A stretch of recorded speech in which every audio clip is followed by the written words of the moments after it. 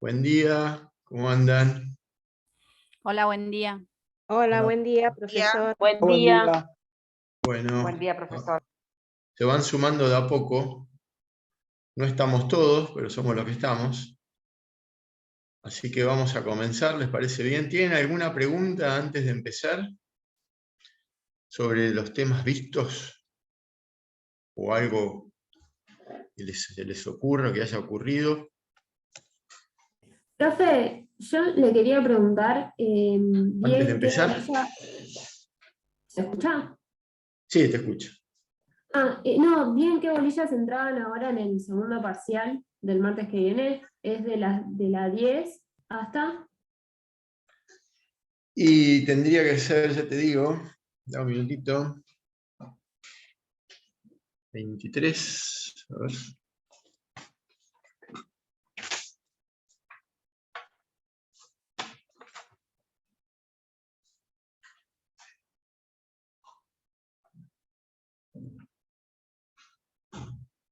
Tendría que ser hasta la 19. ¿Mm? Bien, incautación, conservación y administración. Sí, hasta la 19 incluida. Listo, gracias. Muy bien. Vamos a hablar de la bolilla número 17. ¿Hay alguna otra pregunta? No. Como verán, esto lo tendríamos que haber analizado en otro momento, pero como secuencialmente el titular y los adjuntos lo damos en días sucesivos, a veces quedamos descalzados. Una breve referencia para que nos podamos situar en el proceso concursal. ¿Se acuerdan cuando decíamos que el proceso es único, el principio de unicidad? Bueno, hemos pasado del concurso preventivo a la quiebra. No sé si se ha hecho especial hincapié en este hito procesal, pero lo cierto es que hemos tenido un concurso preventivo que por distintas situaciones ha fracasado, ha abortado y se ha convertido en una quiebra llamada indirecta, o si directamente vamos o derechamente vamos a una quiebra pedida por un acreedor contra su deudor o propia quiebra pedida por el deudor, estamos en una llamada quiebra directa. Entre un proceso y otro no ha ocurrido nada más que el dictado de la sentencia de quiebra porque el concurso preventivo no ha llegado a feliz término. Y ahí vemos que el proceso es único, con distintas etapas. Cuando terminamos concurso preventivo se terminó la primera parte del cuento de la materia, o de esta parte de la materia, si son dos, la parte de concurso se ha terminado e ingresamos en el proceso de quiebra. El concurso es preventivo, ya lo vimos, fracasó, y ahora estamos en un proceso cuya finalidad, dijimos, es vender los bienes. Es liquidativa, la quiebra es liquidativa. Salvo que la quiebra termine por algún modo anómalo de finalización de los procesos, que después vamos a ver que podría terminar por avenimiento, por carta de pago.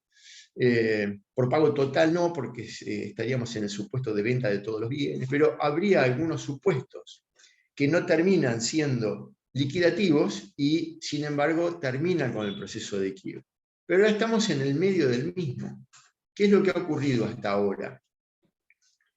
Y en la quiebra se aplican los mismos principios que en el concurso preventivo. Los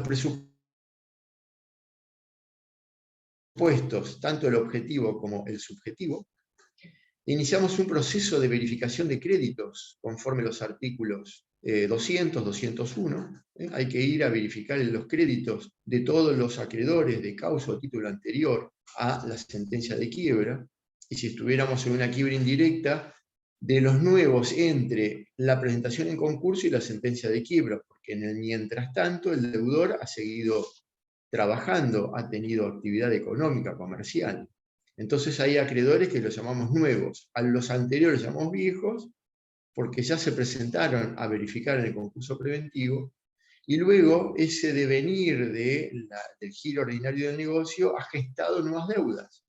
Y esos acreedores, nuevos acreedores, tienen que ir a verificar a la quiebra, no así los que verificaron el concurso preventivo. Así que hay una dinámica permanente de un proceso que, dicho de esta manera, parece que es sencillo, sin embargo, es complejo y tarda mucho tiempo. Esto es un proceso generalmente muy largo, en donde hay una contradicción permanente, un litigio permanente entre, cuando digo contradicciones me refiero al aspecto contradictorio del proceso, ¿no? Entre el deudor, los acreedores, los terceros, el síndico, el comité de acreedores, el juez, etcétera, etcétera. Es muy dinámico, tiene muchas cuestiones a resolver. Y lo que vieron anteriormente ustedes se refirió a los aspectos perjudiciales, los actos perjudiciales cumplidos por el deudor, el llamado periodo de sospecha, que es lo que la ley suspecta. Los españoles tienen este término de suspectación, de sospecha, de que existe un plazo en el cual el deudor ha escondido bienes, ha hecho actos hechos y actos jurídicos que terminan por disminuir la garantía común de los acreedores. A veces es en fraude de la masa, a veces sin fraude pero con culpa, y entonces igual el patrimonio disminuye. Y de esto se encarga la ley para discernir, tanto en el concurso como en la quiebra, de ese llamado periodo de sospecha, que ustedes ya saben que no puede exceder de los 2 años hacia atrás, que el periodo de cesación de pagos puede ser muy anterior, pero por una razón de seguridad jurídica lo limitamos a 2 años anteriores a la sentencia de quiebra o 2 años anteriores a la presentación en concurso preventivo, según se trate de quiebra indirecta o quiebra directa respectivamente. Ahora, claro, hay efectos que la sentencia de quiebra produce, igual que en el concurso preventivo. En la quiebra tenemos efectos personales, procesales y patrimoniales. Dentro de los patrimoniales, que es una de las bolillas que nos ocupa ahora, la número 17, tenemos un principio general, que la quiebra produce la resolución de todos los contratos, de todos los vínculos obligacionales. Es un efecto general que es propio de la universalidad, propio de la generalidad.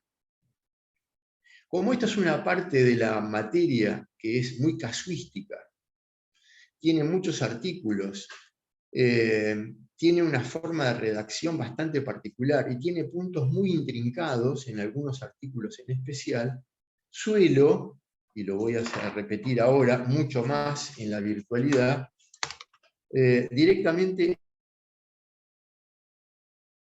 leo cada uno de los artículos y los explico. Esto va a ayudar a la comprensión de la situación, por supuesto después con los respectivos libros de la bibliografía que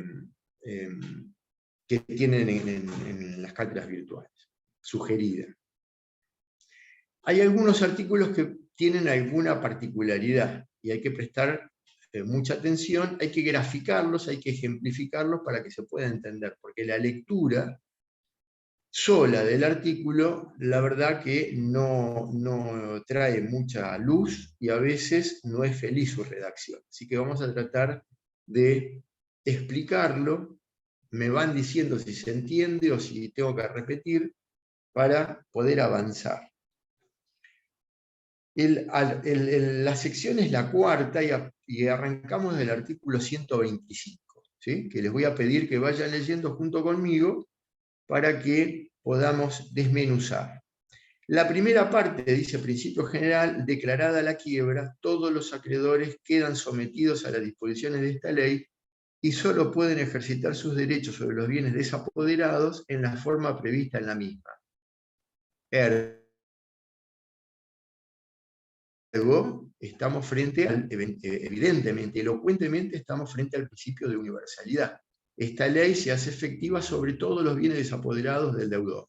Universalidad o generalidad. Segunda parte.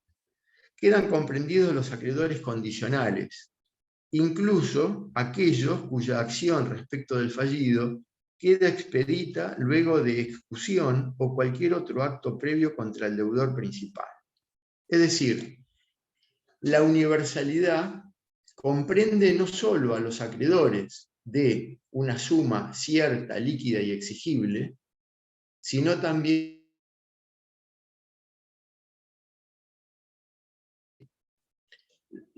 condicionales. ¿Me escuchan Profesor, bien? disculpe, ¿puede repetir, por favor, porque se cortó? Sí, la computadora me dice que mi conexión es inestable, por eso, si no se escucha, repito. Esta segunda parte del artículo hace referencia a los acreedores denominados condicionales, o sea, no solamente está referida a los acreedores de causa o título anterior a la declaración de quiebra, siendo acreedores ciertos, líquidos y exigibles, sino que también abarca a los acreedores que son condicionales, es decir, que están pendientes de una condición suspensiva para su ingreso al pasivo. En esta lista incluimos, por ejemplo, a los que, dijimos, penden de una condición suspensiva, si no se produce, no se incorporan. Por ejemplo, será acreedor, te voy a pagar, si cosecho de mi campo 5 toneladas por hectárea. Si el rinde es inferior a ese peso, no te debo lo prometido. ¿Qué tengo que esperar? A que se coseche, pesar, ver cuál es el rinde por hectárea y pagaré. Hay otros ejemplos que son quizá hasta más comunes, más vulgares. ¿Se acuerdan la prejudicialidad del Código Penal respecto del Código Civil? O a la inversa, que estaba en el 1101 del Código Civil y ahora está en el 1775 del Civil y Comercial. ¿Qué dice la prejudicialidad? Que en sede civil no se puede dictar sentencia si hay, por el mismo hecho y por las mismas personas involucradas, una actuación en sede penal. Hay que esperar a que se dicte sentencia en esa sede para después el juez civil poder dictar la suya. Eso es una cuestión prejudicial. Tiene 3 excepciones, la cuestión de la prejudicialidad. Pero lo cierto es que es un claro ejemplo. Estos acreedores que van a venir a la quiebra tienen que esperar a que en el proceso penal se dicte sentencia para conocer el alcance de la imputación, si efectivamente fue condenado, si hay condena por el artículo 29 del Código Penal o si va a ser condenado en sede civil, es decir, hay una postergación de la exigibilidad hasta que en sede penal se resuelve. No voy a entrar en más detalle porque nos excede, pero la prejudicialidad es un claro ejemplo de esta situación. ¿Qué otros tienen el carácter de condicional? Típicos, los fiadores y los garantes de las obligaciones. El garante, el mismo artículo dice, luego de ejecución, ¿qué es el beneficio de ejecución? ¿Quién se acuerda?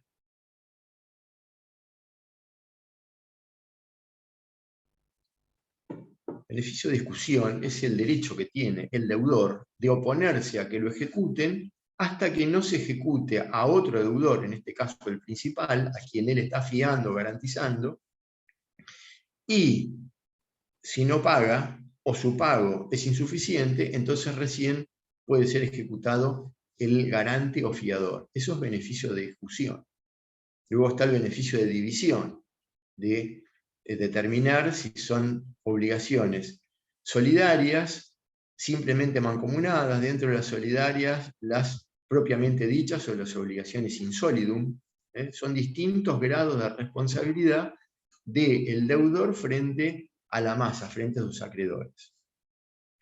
Entonces, Estos acreedores, que son potenciales, podríamos llamar, o condicionales, se van a incorporar cuando su crédito se haga exigible, pero pueden cumplir con el deber de concurrencia solamente para decirle al síndico: yo soy un acreedor que se encuentra pendiente de una condición. Si se produce, me incorporo. ¿Y esto con qué finalidad? Para que no sea entendido que es un acreedor tardío. ¿Mm? ¿Hay verificación tardía en la quiebra? Sí, la hay. ¿Es igual al del artículo 56 del concurso preventivo? Sí, es igual. Solo que en la quiebra no hay límite. ¿Se acuerdan que en el concurso preventivo el límite estaba dado por la prescripción de la acción? 2 años de la presentación en concurso o 6 meses de que se dicte la sentencia en el otro proceso, el proceso que ha elegido el deudor.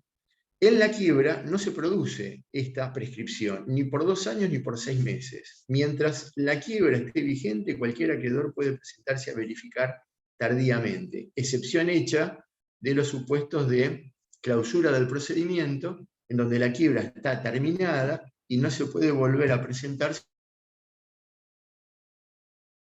si no se conocen nuevos bienes. Ya lo veremos más adelante. Pero si la pregunta es, ¿existe verificación tardía en la quiebra? Sí existe. ¿Tiene límite temporal? No, hasta que la quiebra no esté terminada.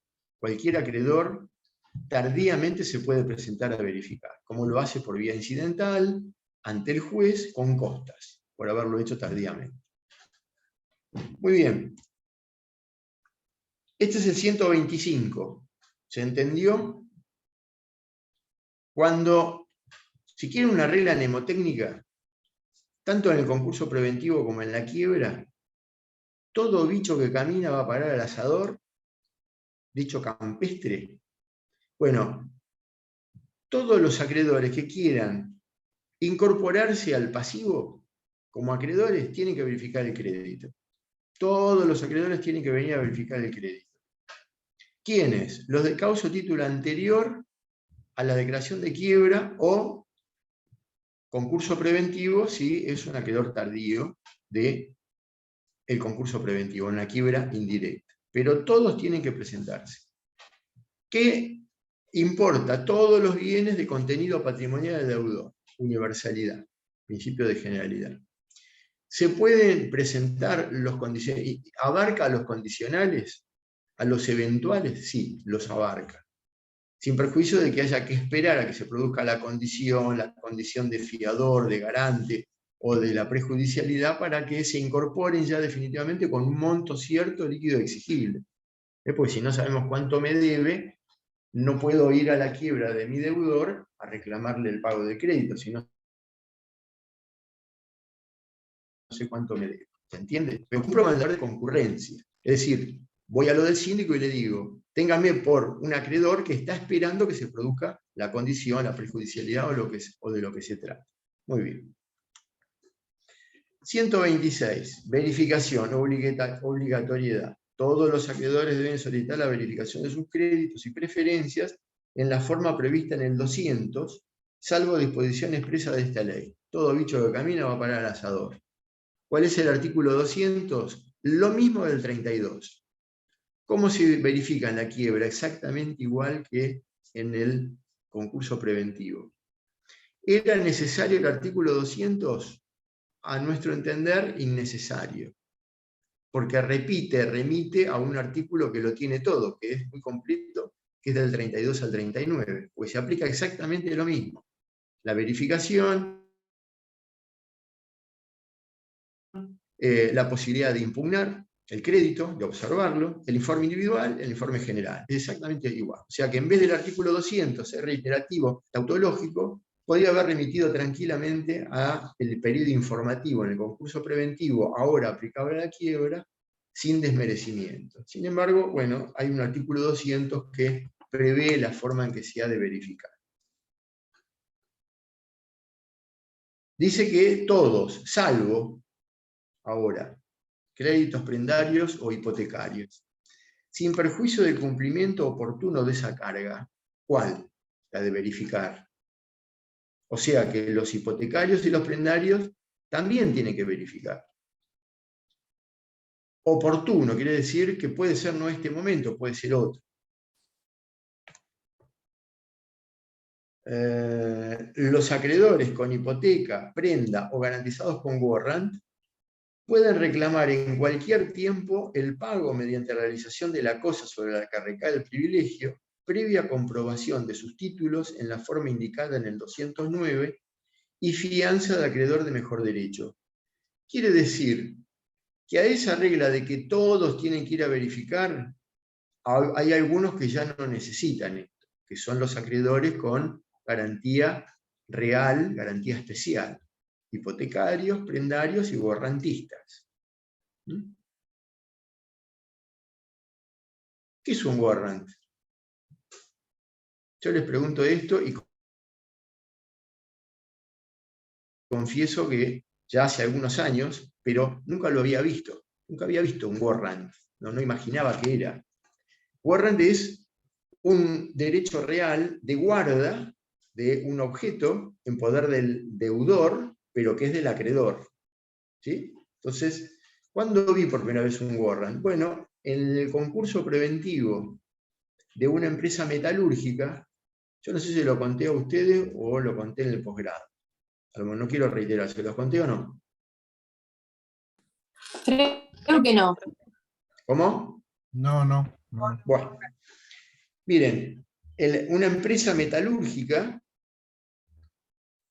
que trabaja, por supuesto, con los rollos puede ser de cualquier aluminio o de acero. Producto metálico, los que vemos transportados en habitualmente en los camiones mosquitos, o los que son de doble playa, que tienen los rollos de metal, que es acero, puede ser también aluminio, pero normalmente son los de acero. Bueno, vi por primera vez cuando un rollo de acero estaba dentro de una jaula, en poder de mi cliente, que era el concursado, y el producto era propiedad de Hacienda. Ese bien que estaba cautelando el crédito de Hacienda, para poder usarlo, esa jaula, que no es más que el hierro del 8, del 10, que es una jaula con una puerta y el rollo adentro, se cierra con un lacrado, un candado y un lacre, y puede ser abierto a instancia del deudor para poder trabajar con este elemento que está warranteado, que está caucionando la deuda, está garantizando la deuda, previo a comunicación al acreedor y con presencia de escribano público. Entonces se rompe el precinto, se saca el producto, se lo elabora y con el resultado de la venta de este bien se vuelve a comprar otra vez otro rollo de metal, de acero, se lo mete otra vez en la jaula, se cierra y así el derecho del acreedor sigue permanentemente cautelado, pero el deudor puede trabajar. De una forma, este es un derecho real copiado del derecho americano, el derecho también anglosajón, es muy usado en la industria, y permite la continuación del giro ordinario del negocio porque se saca la mercadería, se la elabora y se la vuelve a reponer para no perjudicar al acreedor. Bueno, tanto el acreedor hipotecario, el prendario, el guarantista, no tienen que ir a verificar el crédito inmediatamente, pero al mismo tiempo pueden continuar o iniciar las acciones ejecutivas, la de la ejecución de la prenda, la de la ejecución de la hipoteca o la de ejecución del warrant. ¿Y qué dice? Dice, sin perjuicio del cumplimiento oportuno, como lo indica el 209. Bueno, vayamos al 209. O sea que el 126 y el 209 tienen que leerse en forma común para ver contextualmente a qué se refiere. El 209 denomina a la ejecución hipotecaria o prendaria o del warrant como concurso especial. No me pregunten por qué se llama concurso especial, se llama así. Porque en definitiva es una ejecución hipotecaria o una ejecución prendaria como se llama en el concurso preventivo. En la quiebra se lo denomina concurso especial.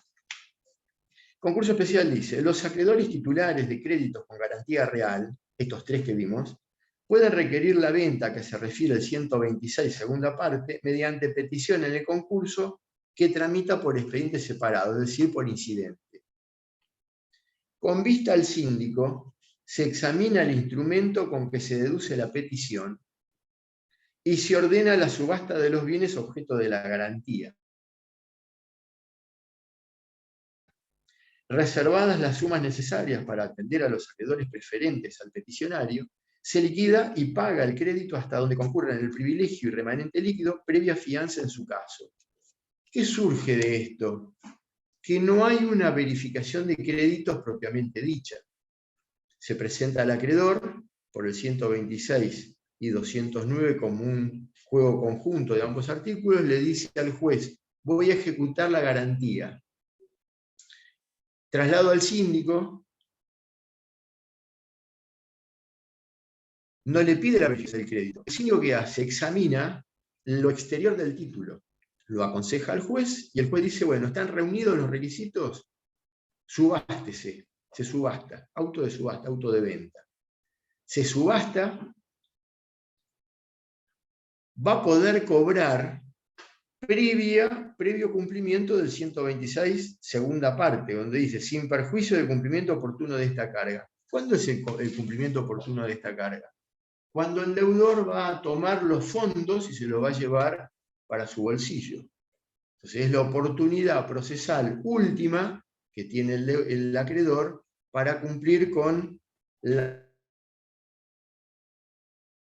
manda de verificación del artículo 126. Puede preparar toda la ejecución, ejecuta, se subastan los bienes, y cuando están los fondos expeditos para que puedan ser retirados por el acreedor, ahí tiene que cumplir con el deber de verificación. En la práctica, esto que les digo es la teoría, en la práctica, el acreedor, para evitar que esto se prolongue demasiado, cuando pide la venta del bien, está pidiendo la verificación del crédito. Para evitar que esto quede supeditado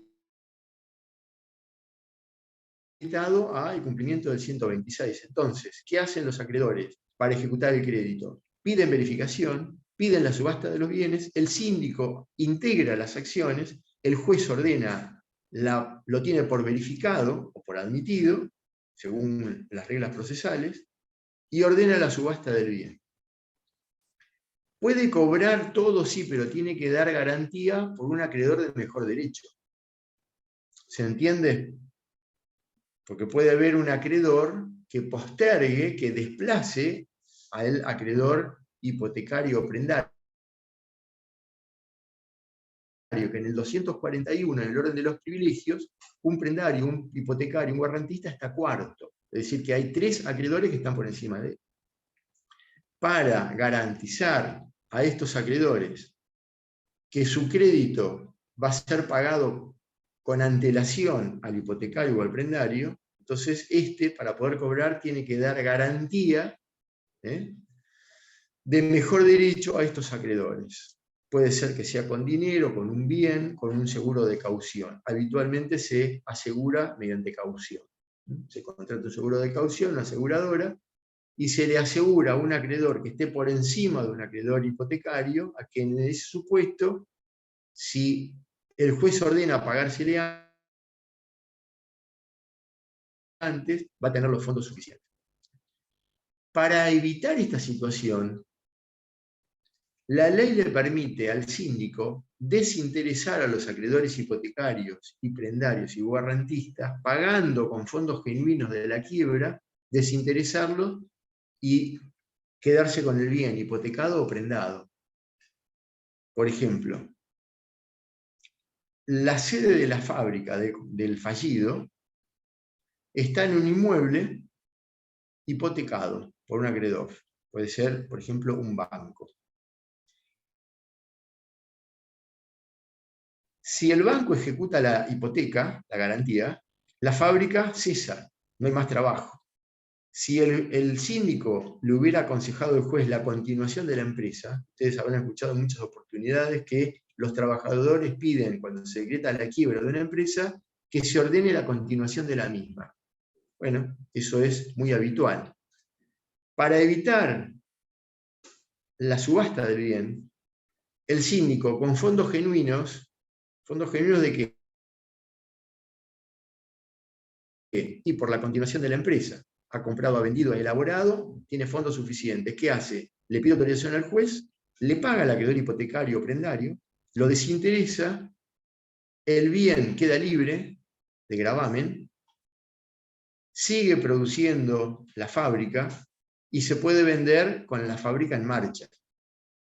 No es habitual que suceda, pero está previsto por la ley. Algo más sencillo, está prendado un camión. Con ese camión se hace la distribución de los bienes. Bueno, con fondos suficientes se le paga al acreedor prendario de ese camión, el camión queda y se puede seguir haciendo la distribución del producto elaborado. De esta manera, ¿se viola la par condicio creditorum? No, porque el acreedor con privilegio especial está por encima de los demás. Y si además se da garantía de mejor derecho a un acreedor que esté por encima de esto, no se vulneraría ningún derecho. Se sigue respetando el principio de igualdad de los iguales, acuérdense. ¿Sí? Muy bien. Esto del que les digo de la autorización es el último párrafo del artículo 126. No lo voy a leer. Se los marco nada más. 127, prestaciones no dinerarias. Igual que en el concurso preventivo. ¿Qué había que hacer en el concurso? Hay que mensurarlas, hay que, aquellas obligaciones que no son dinerarias, prestaciones de hacer, de no hacer, obligaciones de dar, pero no dinero, sino cosas. Bueno, todas en el concurso preventivo y en la quiebra tienen que transformarse en pesos, en moneda de curso legal en el país. La diferencia es que en el concurso preventivo es al solo fin del cómputo de las mayorías, y en la quiebra esa conversión a dinero de curso legal es definitivo. ¿Y por qué es definitivo? Porque en la quiebra, como es liquidativa, lo que haremos es vender los bienes y le vamos a pagar a cada acreedor lo que es suyo. Para homogeneizar ese pasivo y no tener que andar, sobre todo en un país que tiene en este momento 17 tipos diferenciales de tipo de cambio, por distintas situaciones, para que no tenga que el deudor y el juez ver qué le corresponde a cada uno con distintos tipos de moneda, todas las obligaciones tienen que ser mensuradas y todas en moneda de curso legal. Entonces, al que se le debe $10.000, pues se le deberá 10.000 por 104,5, que es el valor actual del dólar oficial. No hay dólar blue en un proceso judicial. Ningún juez va a aceptar condenar a alguien en dólar blue. Siempre va a ser moneda de curso legal o el dólar oficial, o la moneda oficial puede ser euros, o pueden ser reales, o puede ser la moneda extranjera de que se trate, que es la que cotiza en el Banco Nación. ¿Cómo podemos evadir esta especificación a moneda, una moneda que se encuentra fuera de un parámetro lógico? Porque hoy, ¿quién vende a dólar oficial? Nadie.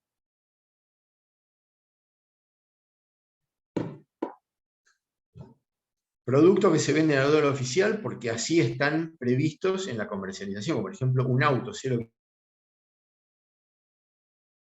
kilómetro importado, se vende en dólares, luego multiplicados por el dólar oficial.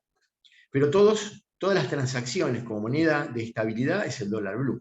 Ese dólar que hoy está en 187, 188 más o menos, que fluctúa, en esa moneda, puede protegerse diciendo que se van a comprar, que son necesarios los pesos para comprar en el mercado de valores de Nueva York o de la bolsa de Montevideo, tantos pesos como para poder hacerse de esa cantidad de dólares en ese mercado externo. Bueno, en la quiebra, este tipo de cláusulas, de artículos de un contrato es inoponible a la masa. Se trata de transformar todas las obligaciones de moneda extranjera u obligaciones no dinerarias a moneda de curso legal en el país. ¿Se entiende? O sea que si ustedes tienen contra su deudor fallido, les prometió la entrega o el pago de 225.000 dólares, lo tendrán que multiplicar por 104 a moneda actual y ese será el monto que le van a reclamar al deudor fallido. Si es una obligación de hacer, por ejemplo, de escriturar, bueno, tendrán que mensurar esa obligación para poder, ¿cuál sería el monto de la escrituración? El valor del bien objeto de la escrituración. Obligaciones de no hacer. Una obligación de no hacer, por ejemplo, entre una casa de comidas rápidas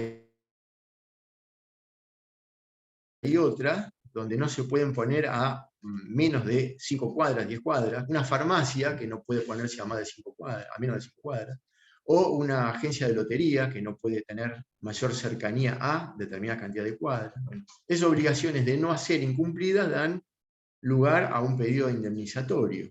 Bueno, esa indemnización, que es objeto de una obligación de no hacer incumplida, tendrá que evaluarse en moneda de curso legal en el país. Y así con cualquier tipo de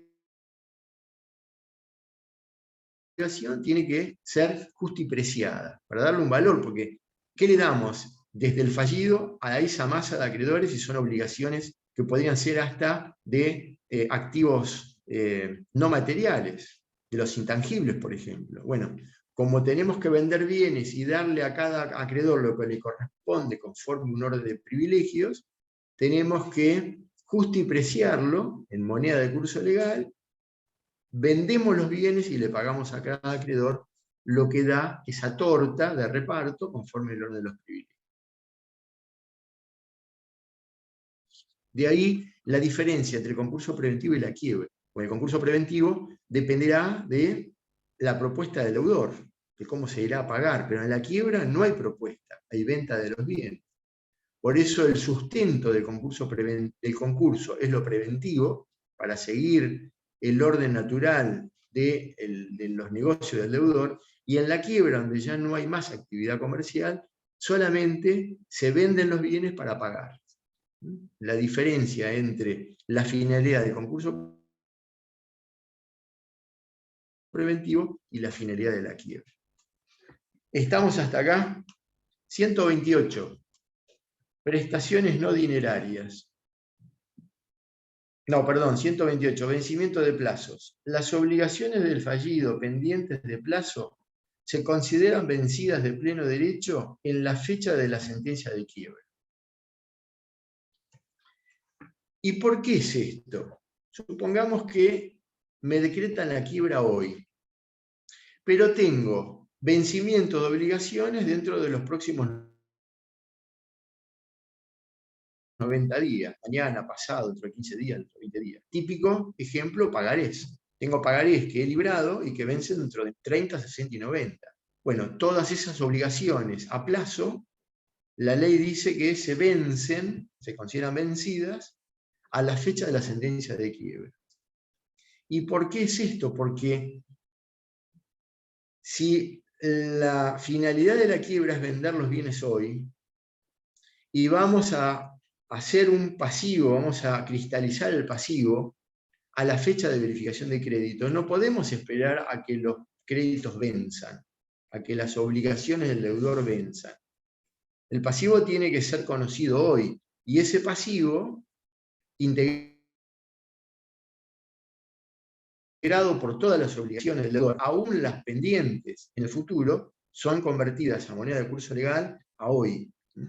Ahora, puede suceder que esas obligaciones que yo tengo, y que venzan dentro de 60, 90 días, de hecho siempre pasa, tengan capital y tengan intereses, porque esas obligaciones que se han postergado en el tiempo devengan interés, es la renta del capital. ¿Qué dice el 128, segunda parte? Descuento de intereses. Si el crédito que no devenga intereses es pagado total o parcialmente antes del plazo fijado según el título, deben deducirse los intereses legales por el plazo que anticipa su pago. Es decir, si voy a pagar hoy lo que debería pagar dentro de 90 días, le tengo que restar los intereses que están sumados en ese monto. ¿Y cómo hago para restar intereses? Y es el contrato celebrado entre las partes. Tengo que ver el contrato. Dice, si el contrato dice, en el pagaré está previsto el interés por un libramiento relativo, es decir, que depende de la voluntad del acreedor para poder comenzar el cómputo de los plazos, bueno, tendré que ir a ese contrato y ver cuál es el interés que han previsto las partes, lo resto por la cantidad de días que ya no tengo que esperar, se lo resto de capital. Por ejemplo, tengo 1.000 pesos de capital y 111 pesos de intereses. Esos 111 pesos de intereses es el devengamiento del interés durante esos 90 días que tiene que esperar el acreedor para cobrar. Bien, como voy a anticiparlo, entonces descuento, si lo hago hoy, descuento esos 90 días, descuento 111 pesos. Y hoy estoy pagando 1.000 pesos, que es la obligación de hoy. No tengo que esperar esos días para el vencimiento de la obligación. No hace falta esperar, porque el objeto del proceso, la finalidad del proceso es la venta de los bienes. ¿Para qué voy a esperar que las obligaciones vencen si voy a pagar hoy? Ahora, no siempre los contratos dicen de qué manera se devengan los intereses. Bueno, si no lo dice, lo dispone el juez. ¿Y el juez en cómo se ampara? En el dictamen del síndico. Para eso tiene un contador que lo va a asesorar. Si bien lo que le aconseja el síndico no lo vincula al juez, para apartarse del consejo del síndico tiene que fundarlo. Y a veces los jueces se apartan de lo que dice el síndico por un conocimiento propio y dicen, no comparto el criterio del síndico y lo decido de otra manera.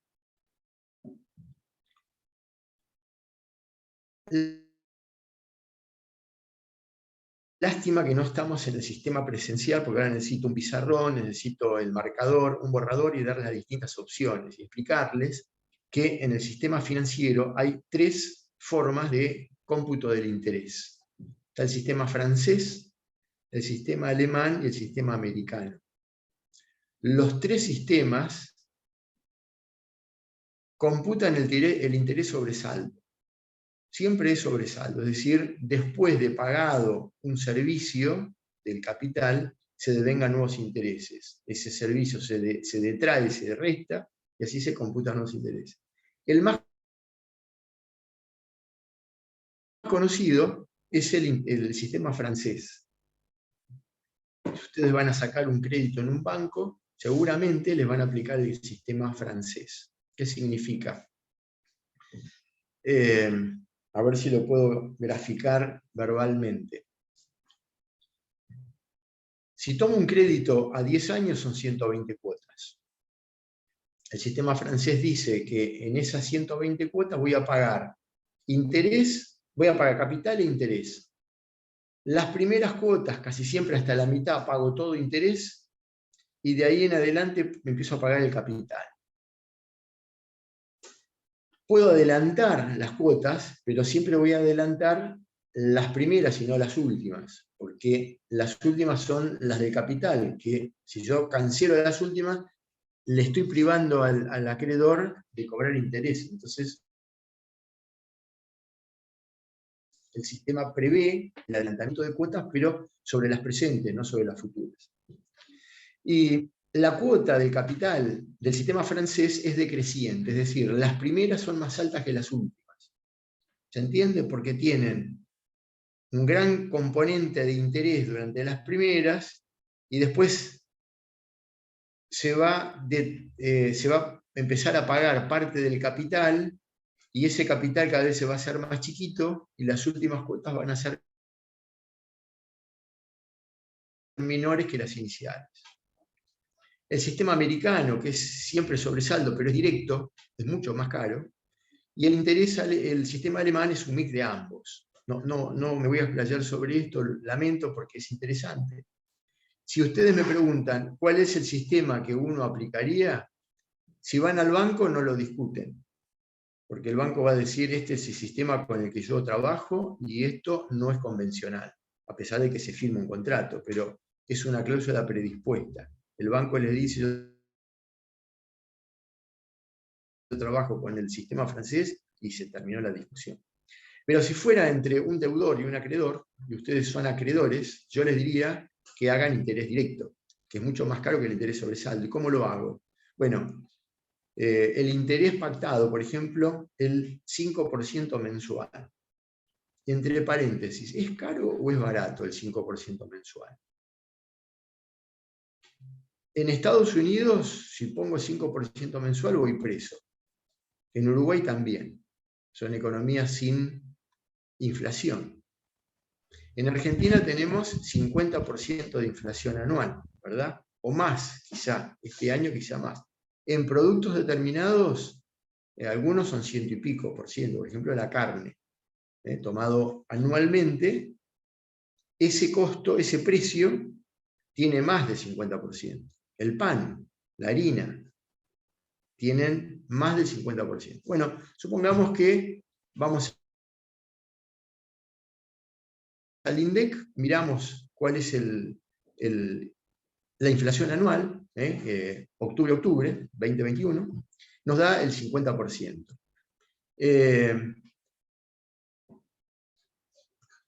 50. Voy a agarrar la calculadora, ¿sí? Para graficarlo. 50 dividido 12 da el 4,1666. 4% mensual. 4,16 mensual. ¿Cuánto les parece que les cobra un prestamista?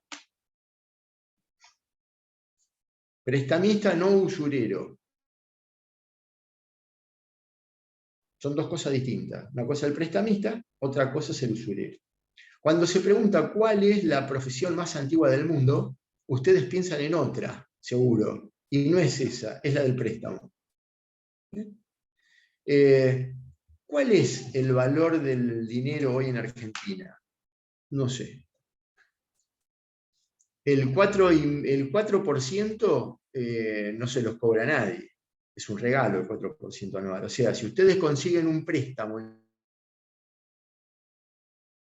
el banco menor al 50 o menor al 50% anual, costo financiero total, o sea, tasa efectiva mensual o tasa efectiva anual, más el costo financiero, están en 50, cómprenlo ya, porque es imposible, no existe eso en el mercado.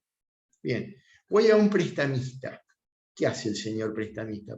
Presta plata. El banco también, pero el banco está regulado por el Banco Central, o de quien decida. El Banco de la Provincia de Buenos Aires está controlado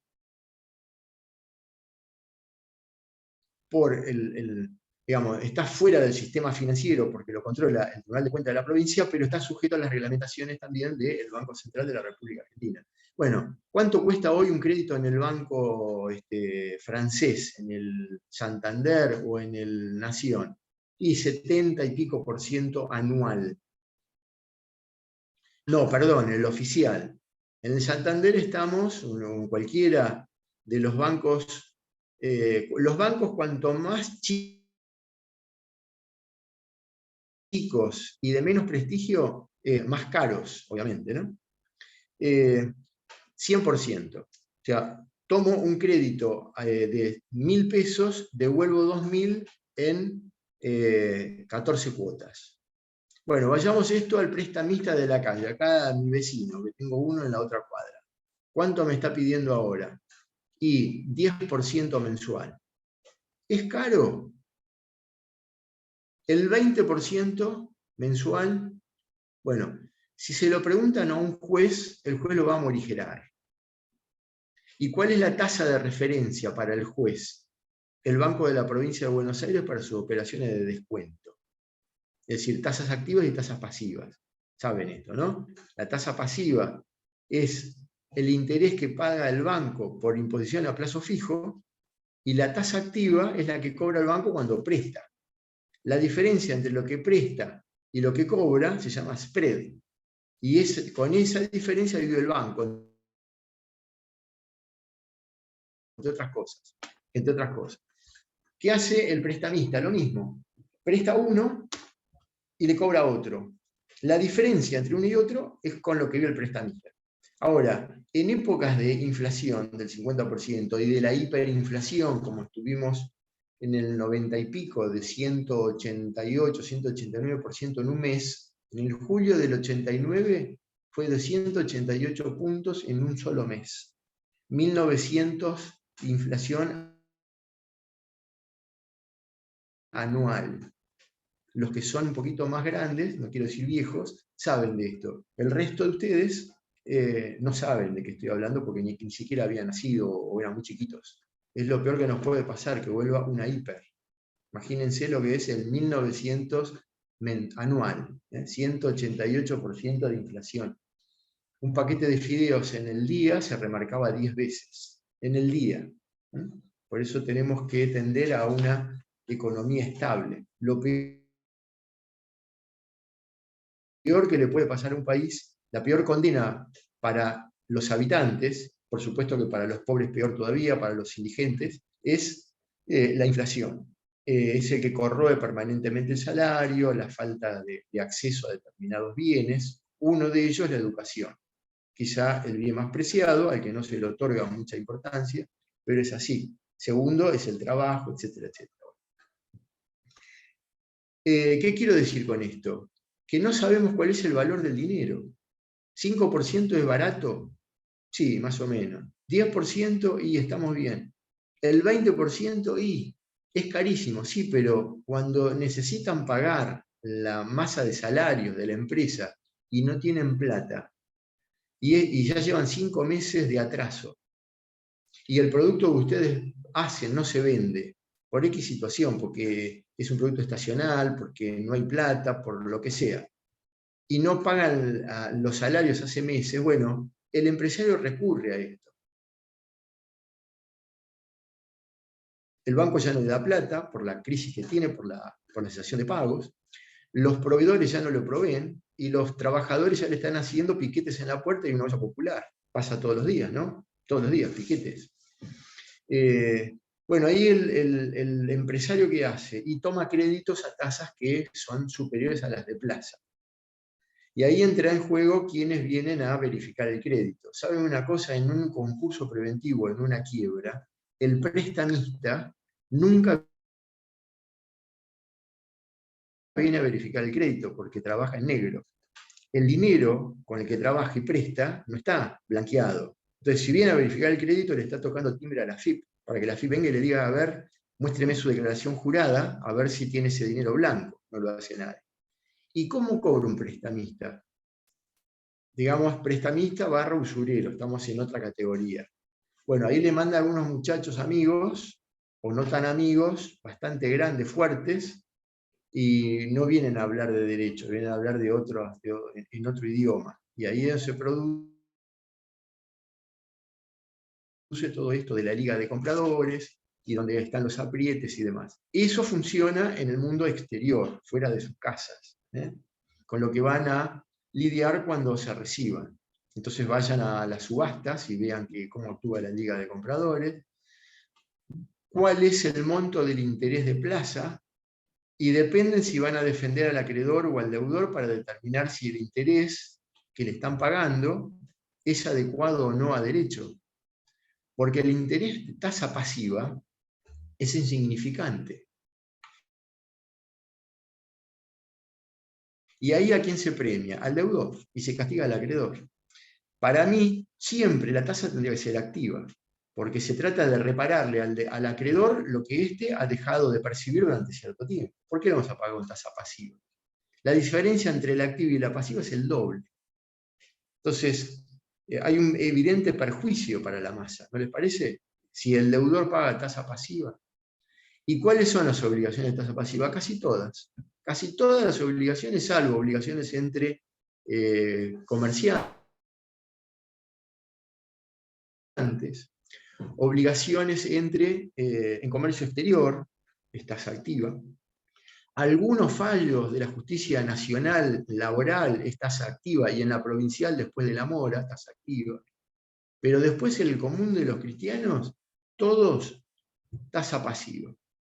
Es un verdadero abuso de parte del deudor. Porque ¿qué mejor premio para el deudor es pagar después de vencido el plazo con mucha mora y a tasa pasiva, que está por debajo de la inflación? Negocio redondo. Debo 20 y lo pago a 40 cuando tendría que pagarlo a 60, 70 u 80. Negocio fantástico. ¿Quién se aprovecha de estas situaciones? A veces, la compañía de seguros. Porque en vez de pagar lo que le corresponde, ponen la plata a plazo fijo y después le pagan al acreedor o una sentencia en sede judicial que dice tasa pasiva.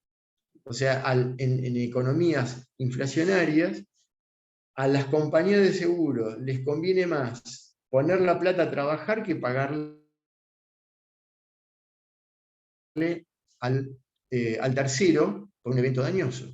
Bueno, se dan cuenta que la economía de esta manera no funciona. Esto no funciona así en ningún país del mundo donde la moneda es constante. Porque hay una obligación vencida, se paga y se terminó. Acá hay una bicicleta permanente que premia al que más plata tiene y castiga al que menos, obviamente que menos tiene. 129. Suspensión de los intereses. La declaración de quiebra suspende el curso de intereses de todo tipo. No hay más cómputo de interés. ¿Y por qué no hay cómputo de interés? Y porque, igual que en el concurso preventivo, tenemos que cristalizar el pasivo. Pero además, en la quiebra hay otro problema, porque acuérdense que en el concurso preventivo la suspensión de los intereses es momentáneo, es coyuntural, es hasta que el deudor presente la propuesta. Y una vez que presenta la propuesta, lo que pague devengará interés. Salvo propuestas medias raras, medias insólitas, que no prevén interés, y hasta donde el juez dice, ya les expliqué la tercera vía, modifique y pague intereses, porque si no, no lo voy a homologar el acuerdo. En la quiebra no hay más interés. ¿Y por qué es esto? Porque el deudor no paga porque no puede, no porque no quiere. ¿Y por qué no puede? Porque hay una disposición de la ley que lo obliga a no pagar, que es la quiebra. Entonces, el criterio general, el efecto general de la sentencia de quiebra es la suspensión del cómputo del interés. ¿Cómo sigue el artículo? Sin embargo, hay excepciones. Los compensatorios devengados con posterioridad que correspondan a créditos amparados con garantía real pueden ser percibidos hasta el límite de producido del bien grabado después de pagadas las costas, los intereses preferidos anteriores a la quiebra de capital. Asimismo, tampoco se suspenden los intereses compensatorios devengados con posterioridad, siempre después de la quiebra, que correspondan a créditos laborales. Lo resumo para que se entienda. No hay pago de interés después de la sentencia de quiebra, excepto dos casos. Los derechos reales, hipoteca, prenda, warrant, anticresis, bicho raro que no creo que lo vean, pero si está, habría que pagar. Y los créditos laborales. ¿Cómo se paga? Los intereses anteriores a la sentencia de quiebra, las costas, el capital y los intereses posteriores a la sentencia de quiebra. Todo esto sí alcanza, porque tenemos un límite. No es que esto es para pagar todo lo que se nos ocurra. ¿Cuál es el límite? El valor conseguido en la venta del bien. De tal manera que si un acreedor hipotecario tiene una hipoteca que actualizada con intereses a la fecha da 1 millón de pesos y el bien se vendió en 3 millones de pesos, va a poder cobrar todo. Pero si es como ocurre habitualmente, se vendió en 800.000, ahí su crédito se ve disminuido. ¿Qué le vamos a pagar? Lo que les dije en la medida que vaya alcanzando. Los intereses anteriores a la sentencia de quiebra, las costas, el capital, y si ahí se agotó y ya tenemos los 800.000 pesos, porque no hay más plata, los intereses posteriores ya no se pagan. O una parte del capital ya no se pagará. ¿Y qué pasa con ese crédito que está insoluto, impago, insatisfecho? En la proporción no satisfecha pasa a ser quirografario. En la lista que después hagamos de los privilegiados, todo aquel acreedor que no ha sido desinteresado por su privilegio pasa a ser quirografario o común. ¿Sí? ¿Me siguen o voy muy rápido? ¿Se entiende? Sí, profe, se entiende. Bueno.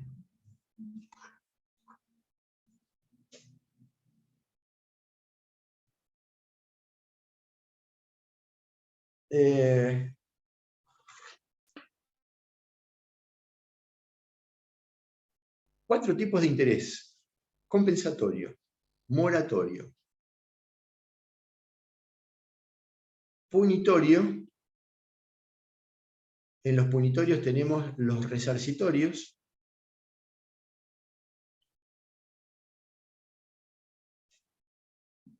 y dentro de los convencionales, los unilaterales y los bilaterales. Los compensatorios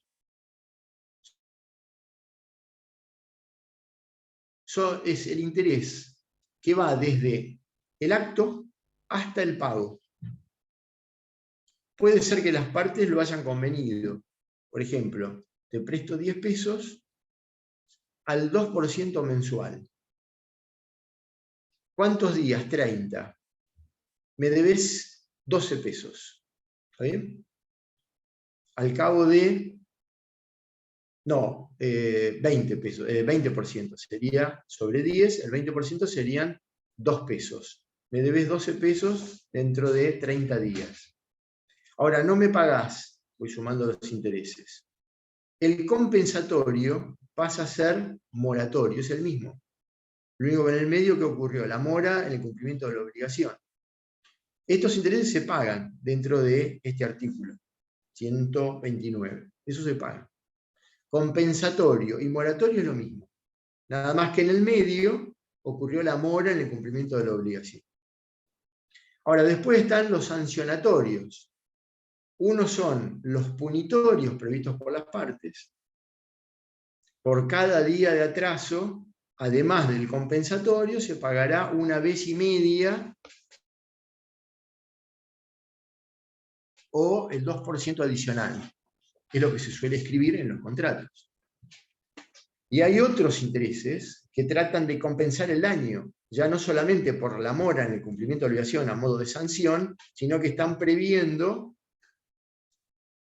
el daño originado como daño emergente por el incumplimiento de la obligación. Entonces, por todo concepto, en el año el 50% del monto del objeto del contrato. Y ahí es la reparación es integral, no puede haber más intereses. Son distintos tipos de interés. ¿Cuáles son los únicos que se admiten en el concurso, en la quiebra, perdón? Son los únicos que se admiten en la quiebra. Los compensatorios luego devenidos en moratorios, los únicos. No se permite el cómputo de los sancionatorios de ningún tipo, ni los punitorios, por más que sean convencionales, por más que sean judiciales de aplicación, etc. No hay otro tipo de interés. ¿Cuál es el devengamiento? Hasta la sentencia de quiebra. Después de la sentencia de quiebra no hay interés devengado. No se devenga interés, salvo los hipotecarios y los prendarios y los guardantistas y los laborales. Esos acreedores continúan después de la mora devengando intereses. ¿Se pueden cobrar si el monto obtenido en la venta del bien lo permite? Sí. Si no alcanza, no se paga. Profesor, Sí. no comprendí, o sea que en la quiebra solamente se admiten los intereses compensatorios devengados moratorios. No En la comprendí esa parte. quiebra, hasta la sentencia de quiebra, se admiten todos los intereses pactados por las partes, hasta la sentencia de quiebra. Desde la sentencia de quiebra en adelante,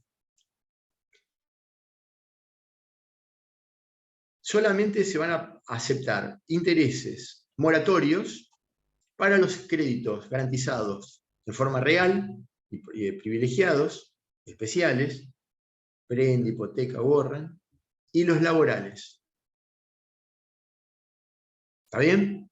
¿Cuál es el límite para percibir estos intereses? El monto obtenido en la venta del bien. Si no alcanza para pagar estos intereses post-falencia, no se pagan. Pero si por aplicación del 228, no me quiero ir muy para adelante, si no se los voy a complicar más todavía. 228 dice que si el monto obtenido en la venta de los bienes alcanza para pagar los intereses suspendidos, también se pagan. ¿Y cuáles son? Los posteriores a la sentencia de quiebra. ¿Se entiende? ¿Vamos bien? Compensación. 130. Esto es un principio general. La compensación solo se produce cuando se ha operado antes de la declaración de quiebra. O sea, que para que un acreedor, vamos más para atrás todavía, vamos a hablar de qué es la compensación, ¿no? Primero, para saber de qué estamos hablando. Recordamos que la compensación es un modo anómalo de extinción de las obligaciones. Se compensa un crédito con otro, deudor y acreedor, con límite en el menor. El que resulta acreedor va por el cobro de esa diferencia. O sea que se compensa el menor con el mayor, el menor queda cancelado, la diferencia es el monto que va a reclamar el acreedor. Muy bien. ¿Qué pasa en la quiebra? Ya decretada. No se puede pedir la compensación después de la sentencia de quiebra. Para poder pedir la compensación, esta tendría que haber operado antes de la sentencia de quiebra. Para que esto suceda, tiene que haber operado para todas las partes, o sea, para el acreedor, para el deudor, con las obligaciones ciertas, líquidas y exigibles, porque si alguno de estos elementos fuera necesario establecer después de la sentencia de quiebra, no hay compensación posible. Para que la compensación sea viable, tiene que ser íntegra, y siempre antes de la sentencia de quiebra. Muy bien. Ahora, ¿hay excepciones? Sí. ¿Quién puede compensar después de la sentencia? Cuando la compensación se produzca después de la sentencia de quiebra. El hipotecario y el prendario. ¿Qué artículo aplicamos? El 211.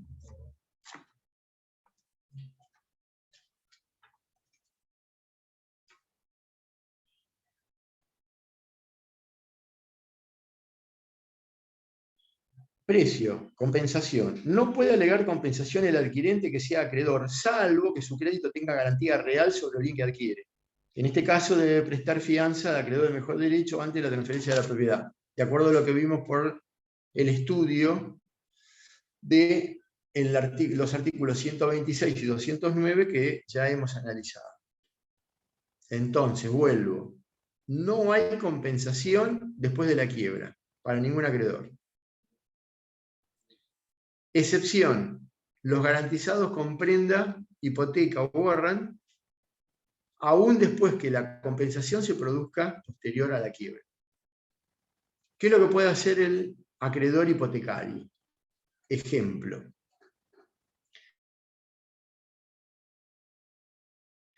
Soy acreedor de mi deudor por 1.000.000 de pesos, con gravamen hipotecario en primer grado de privilegio sobre un inmueble del mismo, del deudor.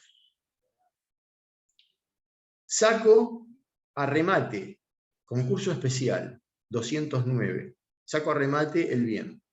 Perfecto. Empieza la puja. Ahora es electrónica.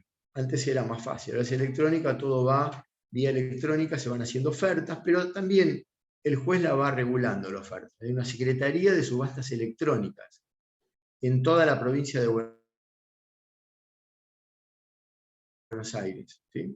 Eventualmente puede el juez ir a una subasta de carácter presencial. En algunos casos se da, cuando el bien tiene ciertas particularidades y demás. ¿Cómo se hace? Bueno, hay que pagar para entrar en la subasta, hay que registrarse en la Secretaría de Subastas Electrónicas, hay que depositar un mínimo que está previsto en la subasta electrónica del juez, en el auto de venta que sacó el juez. Es como un fee para poder ingresar a esa sala de interés, donde cada uno va a decir, yo compro este inmueble por tantos pesos. Bueno, se produce una pequeña puja que dura durante cierto tiempo, está previsto en el auto de venta, se inicia tal día y se vence el otro día, dentro de 10 días, a las 12 del mediodía. Y ahí queda abierto y las partes van haciendo sus respectivas ofertas. El que más paga, se lo queda. ¿Está bien? Ahora, el hipotecario, en el caso del ejemplo, tiene 1 millón de pesos. Muy bien. ¿Qué dice este acreedor? Ofrezco 1 millón de pesos y lo compenso con el crédito que me corresponde como acreedor privilegiado.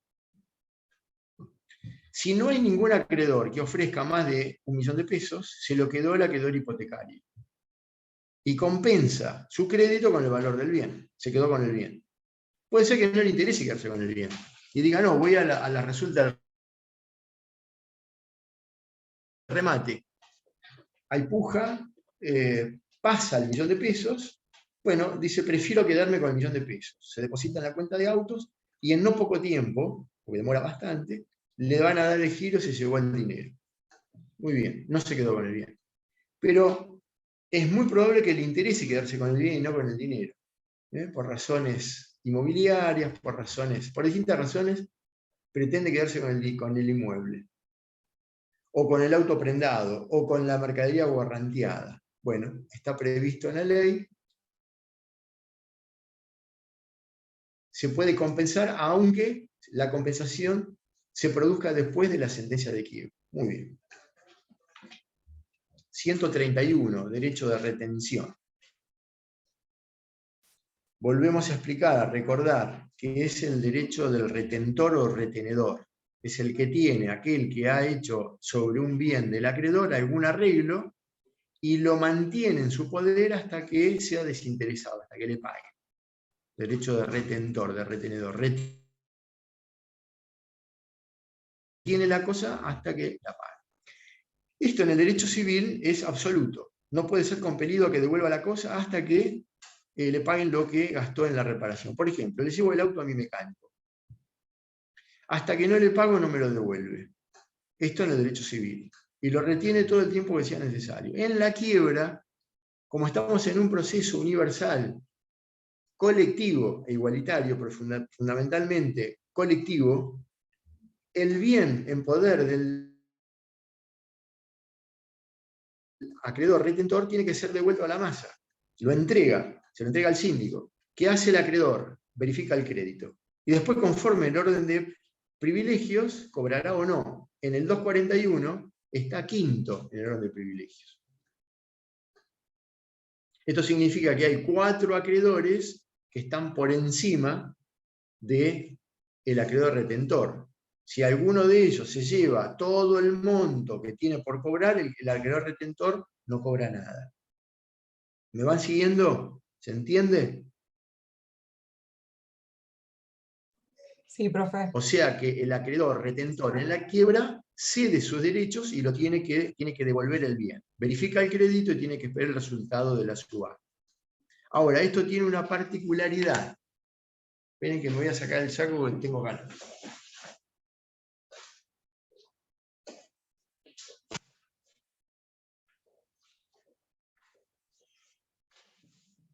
Esto tiene una particularidad, que es la siguiente. Miren.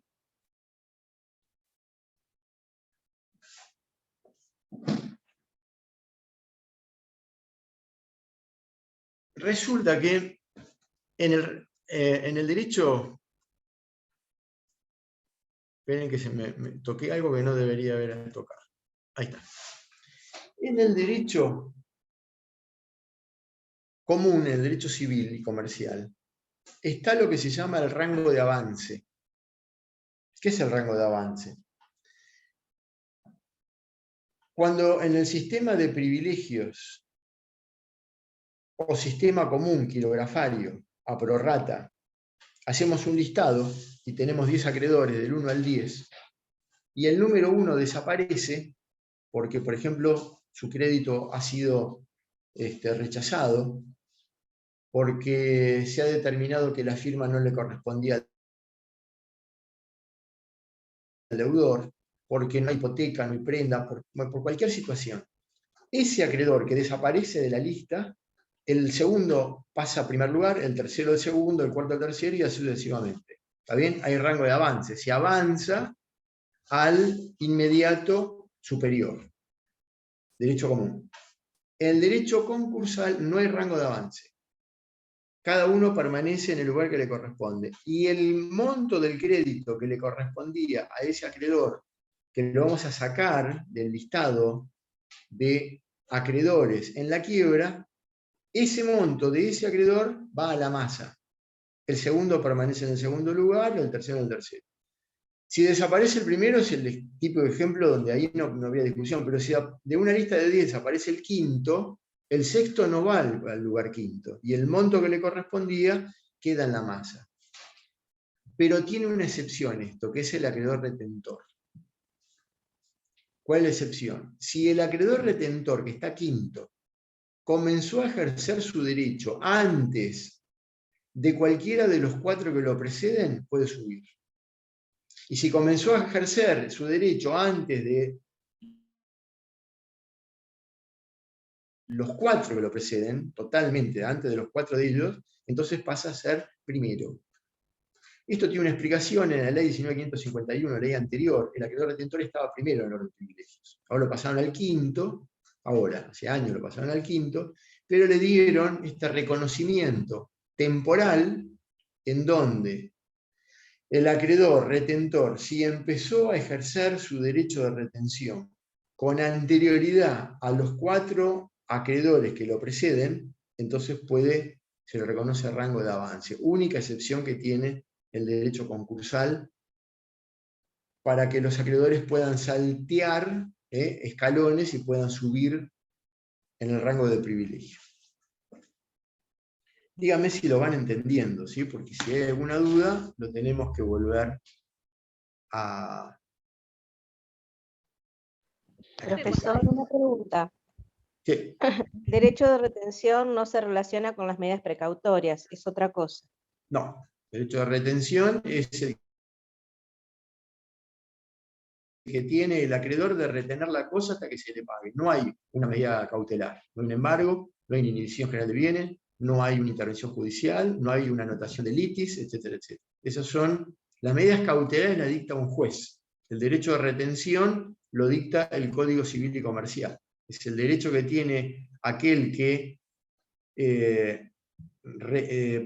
hizo un arreglo en algo y hasta que no se lo pagan no lo devuelve. Les doy un ejemplo, me pasó hace muchos años. Lo cuento siempre porque es la única vez que me pasó. Y uno, ¿qué cuenta lo que le pasó a cada uno o que conoce de colegas de la vida real? ¿Sí? Porque hablamos a veces de hipótesis de laboratorio, pero después está el mundo real, está el ejercicio de la profesión. Y sobre esto hay que contar, porque hace a la formación del estudiante, ¿no? Les va a pasar a ustedes, seguramente. Les puede pasar.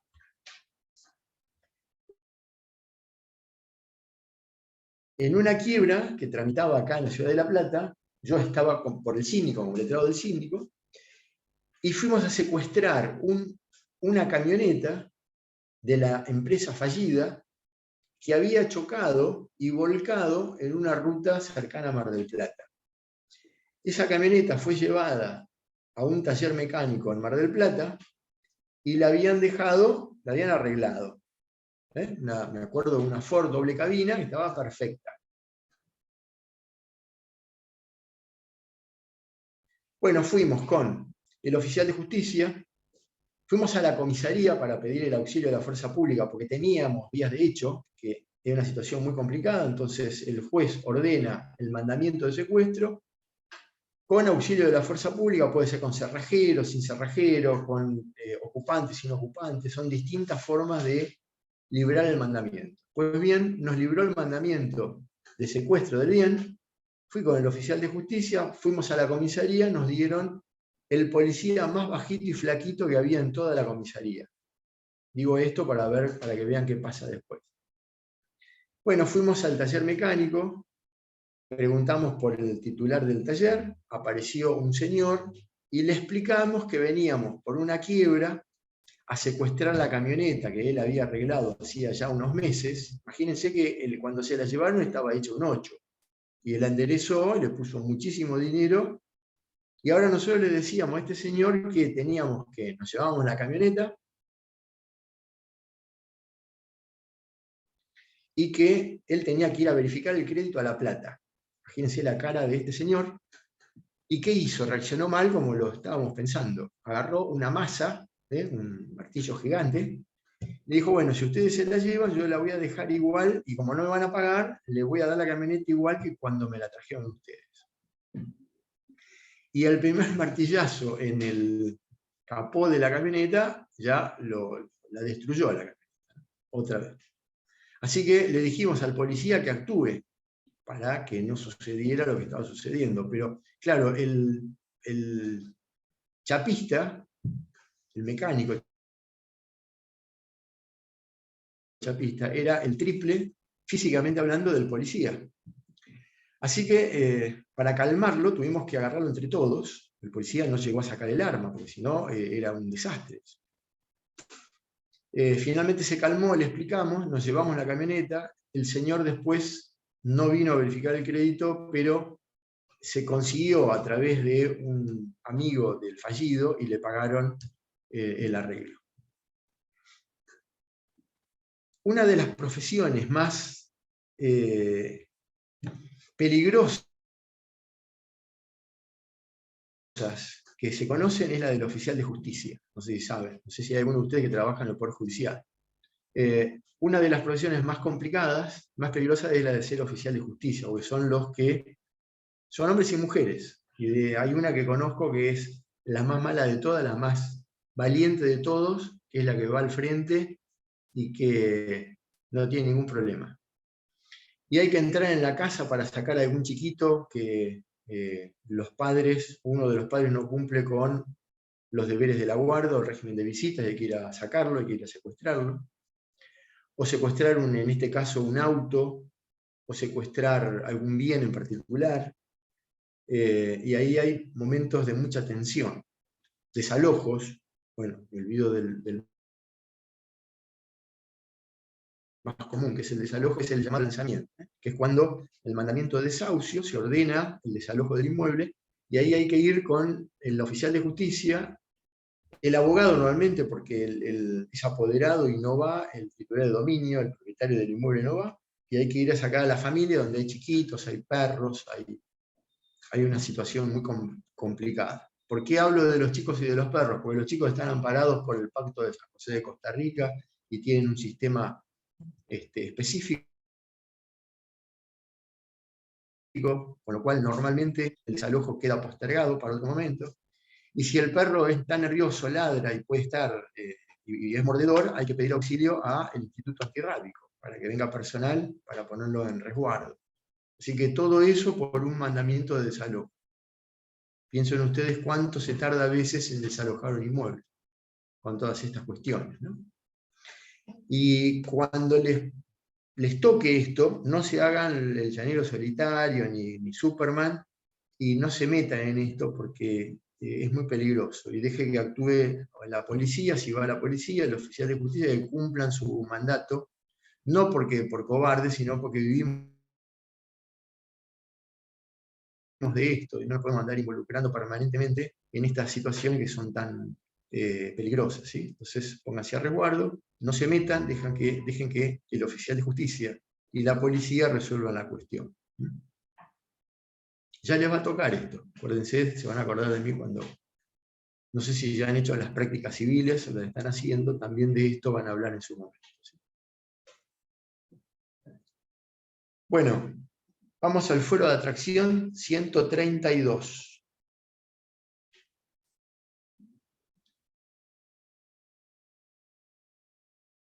Para hacerla sencilla, se modificó mediante la 26.86, se modificó este artículo, y ahora es casi igual que en el concurso preventivo.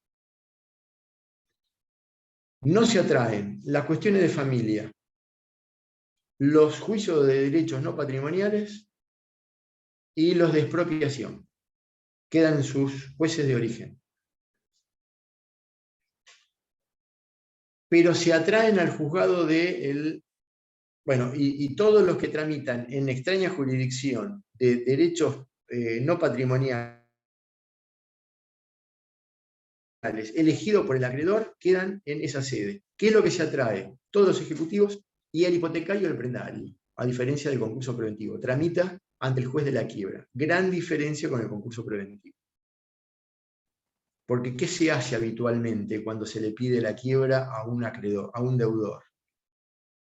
Se pide la suspensión de la subasta y la conversión de la quiebra en concurso, para evitar la subasta del bien. ¿Qué es lo que dicen algunos jueces? Hago concurso preventivo, lo transformo, la quiebra en concurso, pero no suspendo la subasta. Entonces ese viejo artilugio que teníamos para alongar el proceso ejecutivo hipotecario ya no se puede hacer. Casi todos los jueces tienen el mismo criterio. Atenti con esto, porque si ustedes pretenden postergar la subasta, entre la quiebra y el concurso preventivo, casi seguro que ya no se puede lograr, porque todos los jueces ya tienen el mismo criterio. 133. Y entramos en 3 artículos que son muy casuísticos, muy complicados. A ver si me van siguiendo, ¿sí? Presten mucha atención. Si el fallido es codemandado, porque son muchos los deudores frente a un o varios acreedores, el acreedor puede verificar el crédito puede requerirle el crédito, no verificar, puede requerirle el crédito a todos los acreedores, a todos los deudores, y si uno de ellos es fallido, ¿qué puede hacer? Puede desistir sin costas y seguir el juicio contra los demás deudores. Así que, si el fallido es codemandado y a elección del acreedor quiere seguir contra el resto de los deudores in bonis, no fallidos, desiste de la demanda instaurada contra el fallido codemandado y no se le aplican costos. Si quiere mantenerlo, puede ir contra cada uno de ellos por el monto total de su reclamo. A uno se lo reclamará en la quiebra y al resto de los deudores en sus respectivos juicios ejecutivos, o en uno solo ejecutivo con varios mandamientos de intimación de pago. Ahora, ¿qué es lo que dice el artículo? Hay liticonsorcio, y hay liticonsorcio pasivo, necesario y voluntario. Entonces miren la redacción. Cuando el fallido sea codemandado, el actor puede optar por continuar el juicio ante el tribunal de su radicación originaria, desistiendo de la demanda contra aquel, sin que quede obligado por costas y sin perjuicio de solicitar la verificación de su crédito. Ningún problema. Creo, ¿no? No tiene no hay dudas. Segundo apartado.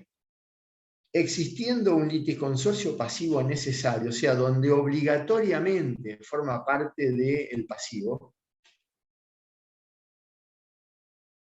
en el que el fallido sea demandado, el juicio debe proseguir ante el tribunal originario. No hay fuero de atracción. Continuando el trámite con intervención del síndico, porque perdió la legitimación el fallido, ¿verdad? La legitimación es cubierta por el representante necesario legal, que es el síndico, a cuyo efecto podrá extender poder el síndico a letrados que lo representen y cuya remuneración se regirá por lo establecido en el artículo 21. El acreedor debe requerir verificación después de obtenida sentencia. O sea, el acreedor sigue su juicio adelante y cuando obtiene sentencia, verifica, como lo habíamos visto en el 56. Tercer apartado. Si una entidad aseguradora hubiera sido citada en garantía, acuérdense que cuando hay un daños y perjuicios y estamos demandando a alguien que nos chocó, no tenemos acción directa contra la compañía de seguros, tenemos que citar en garantía. Hay acción directa contra la compañía de seguros por incumplimiento directo entre el asegurado y la compañía, pero no siendo un tercero. Si una entidad aseguradora hubiera sido citado en garantía y se hubiera dispuesto su liquidación, de acuerdo a lo establecido en la Ley de Seguros 20.021, el proceso continuará ante el tribunal originario, no hay foro de atracción, con intervención del liquidador de la entidad, sea el síndico de la quiebra de la compañía de seguros, o de un apoderado designado al efecto. La sentencia podrá ejecutarse contra las otras partes intervinientes en el proceso que resultaren condenadas a su cumplimiento, sin perjuicio de solicitarse la verificación del crédito ante el juez que intervenga en el proceso de liquidación. Conclusión. No hay fuero de atracción cuando el fallido es codemandado, ni siquiera cuando hay liticonsorcio pasivo necesario ni voluntario. ¿Se entiende? No hay. En un caso interviene el apoderado del síndico, si el síndico representa al fallido, o el síndico o su apoderado de la compañía de seguros si ésta ha sido citada en garantía. Pero no hay fuero de atracción, se mantienen sus respectivos jueces naturales. 134, cláusula compromisoria. Para que exista, ¿qué es cláusula compromisoria? Es cuando las partes voluntariamente han decidido dirimir sus conflictos mediante la constitución de un tribunal arbitral, árbitros arbitradores o amigables componedores. Para que esta cláusula tenga efecto, el tribunal tiene que haber estado constituido antes de la sentencia de quiebra. Entonces ahí el síndico de la fallida, del fallido, no puede opinar al respecto, solamente le podrá informar al síndico cuál es el resultado de esa cláusula compromisoria, que se llama, ¿se acuerdan ustedes? En vez de sentencia, se llama laudo. Las veces que he recurrido a los árbitros arbitradores no me ha ido bien. Les cuento mi experiencia profesional. No me seduce la cláusula compromisoria. No me seducen los árbitros arbitradores ni los amigables componedores. Prefiero someterme a la justicia común, la justicia ordinaria, sea federal, provincial, lo que sea. Es muy difícil de constituir el tribunal. Es muy difícil que se pongan de acuerdo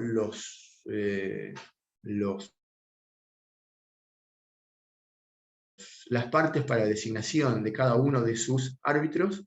Es difícil que se pongan de acuerdo los árbitros para su dictamen. Y luego, si son árbitros, acuérdense que es inapelable. Si son amigables componedores, es apelable, pero si son árbitros, el laudo resulta inapelable, con lo cual uno se sujeta a una decisión que a veces deja mucho que desear. Es mi opinión personal, ¿no? Obviamente.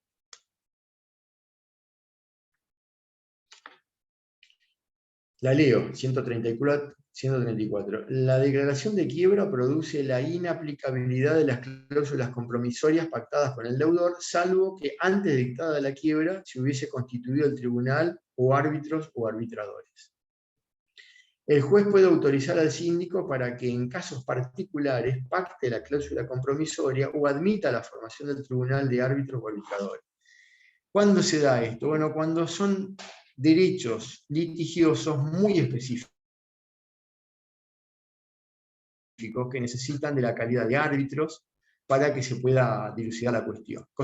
Casos muy particulares, muy complejos, en donde hay muy pocos peritos o hay muy pocos entendidos o idóneos en la materia, entonces se recurre a este tipo de solución de conflictos. No es habitual.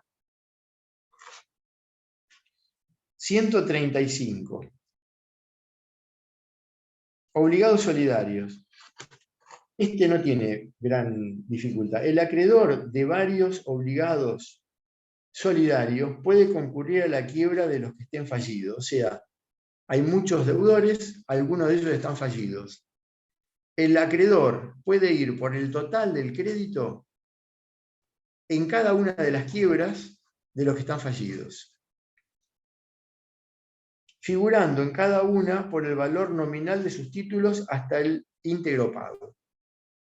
Soy acreedor de 5 personas que están las 5 fallidas. Soy acreedor de 1.000 pesos. ¿Qué hago? Voy a la quiebra de cada una de ellas y verifico por 1.000. Y le digo al juez, mire que yo tengo otros tantos deudores que también están fallidos. Y fui a verificar el crédito solicitando el pago de 1.000. Cuando cobro 1.000 pesos, libero. Ahora miren cómo sigue. Segundo párrafo. El coobligado garante no fallido que paga después de la quiebra queda subrogado en los derechos del acreedor hasta el monto del crédito cancelado y accesorio derivado del derecho de repetición. O sea que puede venir un tercero, le paga al acreedor y se subrogan los derechos. Y pasa a ser acreedor, nuevo acreedor del fallido, verificando su crédito.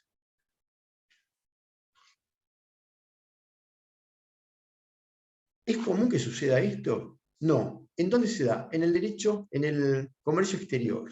Se da bastante en el comercio exterior. Es una rama del derecho muy acotada, sobre todo aplicable para el derecho aduanero, el comercio exterior. No lo van a ver como un caso, ninguno de estos casos lo van a ver asiduamente.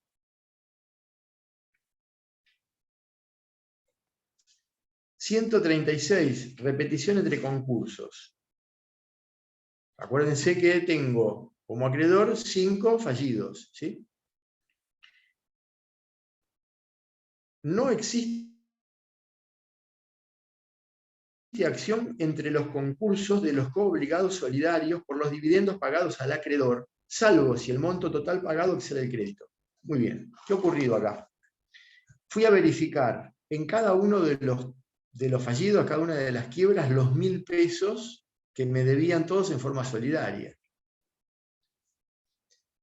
Pude haber cobrado de cada uno lo que les corresponde y cobré 1.000 pesos. Supongamos que me dé de cada uno 200. Cobré 200 pesos en cada uno, cobré 1.000. Listo, se terminó la discusión. Pero resulta que en cada uno me depositaron más plata y terminé cobrando 1.100. ¿Qué dice este artículo? Tengo que devolver 100 pesos. ¿A quién se los devuelvo? Segunda parte del 136. El acreedor, el que cobró de más, debe restituir el excedente en la quiebra del que hubiere sido garantizado por los otros. Es decir, si hay un deudor que está garantizado por los otros codeudores fallidos, hay que depositarle esos 100 pesos a ese que está garantizado, que le resulta exigible frente al resto de los deudores.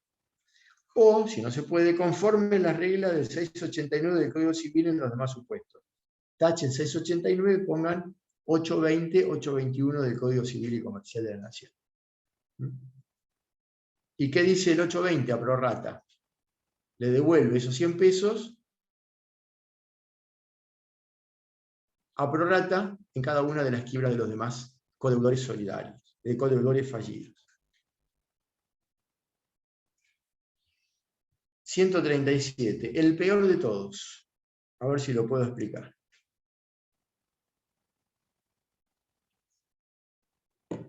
Me van siguiendo, ¿no? ¿Ya están hartos de escucharme? Sí. Pero bueno, es lo que hay, así que paciencia. Faltan poquitos minutos. Miren, este es el peor de todos. No lo van a ver nunca. Se los explico, no lo voy a tomar en el parcial. Pero se los explico para, qué sé yo, por una cuestión. Primero porque está en el programa, está en la ley, y después por si alguien hace comercio exterior. Miren. 137, coobligado, fiador garantizado. El coobligado, primero lo leo, después lo desmenuzo. El coobligado o fiador del fallido garantizado con prenda e hipoteca sobre bienes de éste, para asegurar su derecho de repetir, concurre a la quiebra por la suma pagada antes de su declaración o por la que tuviese privilegio si ésta fuere mayor. Del producto del bien y hasta el monto del privilegio, se satisface en primer lugar al acreedor del fallido y del coobligado o fiador. Después al que ejerce la repetición por la suma de su pago. En todos los casos se deben respetar las preferencias que correspondan. Es decir, no se entiende absolutamente nada de lo que dice este artículo, ¿verdad? No se entiende nada. Bueno, no se preocupen que después de tantos años de explicarlo, lo leo y me tengo que pensar porque está, a decir de Mayo Rivas, de un ex titular de la cátedra, hecho por el descuartizador este artículo, porque es demasiado intrincado. Bueno, esto funciona de la siguiente manera, miren. Supongamos que tengo una fábrica en la Argentina y quiero importar una máquina de Francia, que las hacen allá en Francia. Muy bien. Esa máquina cuesta 100.000 euros. Bien. La quiero pagar en cuotas. El vendedor industrial de Francia me dice, mire, yo se la vendo y también en cuotas, pero como no lo conozco, usted me tiene que garantizar de alguna manera el pago de lo que me va a deber, porque yo le voy a mandar la máquina, no me lo va a pagar en cuotas. Muy bien, ¿qué hago? Voy al banco. Puede ser un banco, puede ser un tercero. Voy al banco con el que trabajo y le digo al gerente, mire, voy a comprar una máquina en Francia de 100.000 euros. Me la dan a pagar en cuotas, pero necesito una garantía. El banco me dice, bien, le salgo de garantía ante el acreedor francés. Pero yo me tengo que garantizar que en caso de que usted no le pague al acreedor francés y le tenga que pagar yo, me pueda resarcir, pueda cobrar, porque si no, estoy haciendo un mal negocio. Muy bien. ¿Y qué me pide? Una hipoteca sobre mi casa. Como yo estoy bien y pienso que me va a ir bien y que voy a vender el producto, le doy la hipoteca al banco, el banco le da la garantía al francés, el francés me manda la máquina y a los 2 o 3 meses quiebro.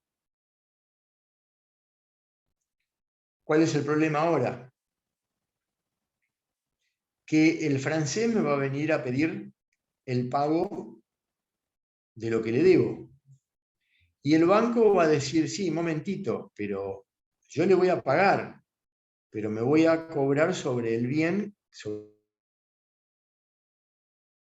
el cual tengo la hipoteca. ¿Qué diría el derecho civil? ¿Quién cobra primero, según el derecho civil? ¿Quién cobra primero? El acreedor hipotecario. El acreedor hipotecario. Bueno, en el derecho concursal no. Miren, lo leo de vuelta y lo van a entender.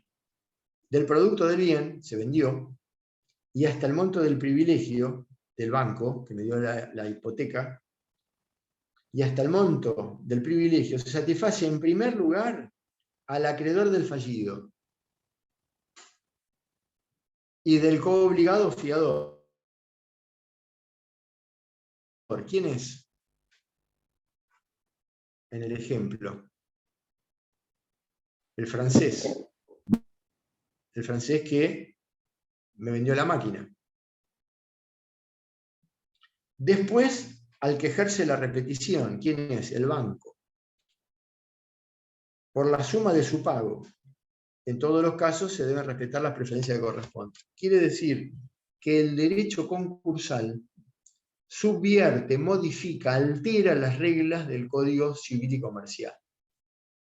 Altera las reglas comunes del proceso del derecho común, del derecho civil, en donde dice el derecho civil, siempre que hay una hipoteca, quien cobra primero, el acreedor hipotecario. Porque ¿qué prestó? Dinero. Le dieron una hipoteca, no le pagan, ejecuta el bien, se cobra. Acá estamos en otro escenario. ¿Qué hizo el banco? Supongamos Banco Provincia de Buenos Aires. Le dio la garantía me dio la garantía a mí, que soy el fabricante, para importar la máquina de Francia. El francés dijo, yo te lo doy a pagar en cuotas, pero vos me tenés que conseguir una garantía. El banco salió de garantía. Me dijo el banco, sí, pero si yo tuviera que pagarle a la francés, después quiero resarcirme, quiero cobrar, porque voy a repetirte. Entonces dame tu casa en garantía hipotecaria. Bien, quiebro. El banco pagó 3 cuotas. ¿Qué es lo que va a ocurrir? Se va a ejecutar la hipoteca. ¿Quién cobra primero? Ya no es el acreedor hipotecario, cobra el francés. Lo que le debo por la máquina. Y después cobra el banco por lo que hubiera pagado, esas 3 cuotas. Y si hubiera pagado todo, cobra sobre todo, siempre y cuando le alcance. Porque si el producido del bien no alcanza para pagarle los $100.000, los 100.000 euros de la máquina, más lo que pagó el banco, entonces se paga como moneda de quiebra. Y acá el banco no cobra nada. Otro instituto nuevo que me da pie para explicarles, que es el de la moneda de quiebra. Es una moneda propia del sistema concursal argentino. ¿Cómo se paga en el derecho común? Se paga con una suma determinada de dinero o cumpliendo la obligación que se encuentra pendiente. Todo aquello que no se paga queda pendiente, es decir, saldo insoluto se llama, ¿sí? Si yo debo 100 pesos en un proceso civil y pagué 80, sigo debiendo 20. Me trabarán una inhibición, un embargo, y así seguiré debiendo los 20 hasta que los pague, o hasta que prescriba la deuda, porque me dormí, por lo que sea. En el derecho concursal, el derecho falencial más específico, hay una que se llama moneda de quiebra. Se paga hasta lo que se obtiene la venta de los bienes, pero es cancelatorio de toda la obligación. De tal manera que yo debo 100 y he pagado 20 con la venta de los bienes, los 80 no es más saldo insoluto. Se ha transformado esa obligación en 20 y se fueron pagados con moneda de quiebra. Instituto bastante particular porque hace que los acreedores, no voluntariamente, sino por imposición de la ley, tengan por cancelado, aún habiendo cobrado menos de lo que dice la obligación de origen. Un instituto propio del derecho concursal, se llama moneda de quiebra.